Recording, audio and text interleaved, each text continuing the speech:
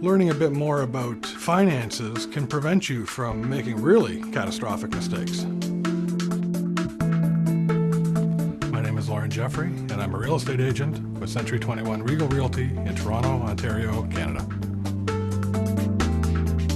Most people have experience with credit cards, car loans, leases, these sorts of things, but mortgages have an entirely different set of terminology. They have a term, but it's not quite the same as the term of a loan. They have an amortization period, which baffles almost everybody. The way the interest works, and I mean compounded semi-annually, not in advance, all these fun sort of terms that make absolutely no sense to anyone who's not an economist. Basic financial literacy is important because people need to have decent credit before they try and get a mortgage, before they try and get a loan, anything like that.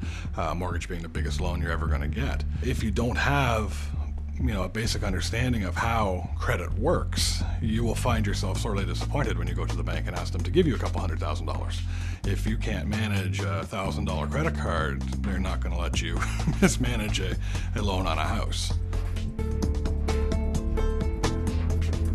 When a couple first comes to see me, a lot of them look to me for advice on how to begin even the financial end of things, how to find a mortgage. I mean, how much should they be looking to get? What kind of down payment do they need?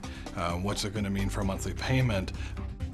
You have to ask people, what are their lifestyles? What do they do? Do you like to go out for dinner? Do you like expensive coffees?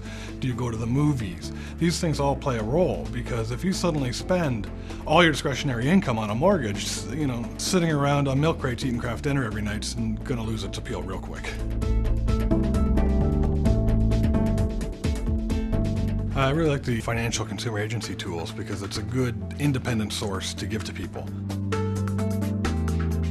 The ABCs of mortgages, shopping around for a mortgage, the mortgage qualifier tool, the mortgage calculator tool, shopping around for a reverse mortgage. These are all great tools.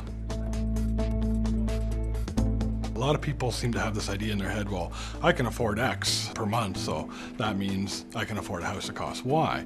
But when you sit them down in front of the qualifier tool and they can punch in all the different numbers, and it sort of basically says, okay, if you want to buy something for $400,000, you have to have an income of. Real estate's changed over time, where we're not necessarily the salespeople, I think. We're our parents' real estate agents. I mean, we're more of a facilitator, we're a helper.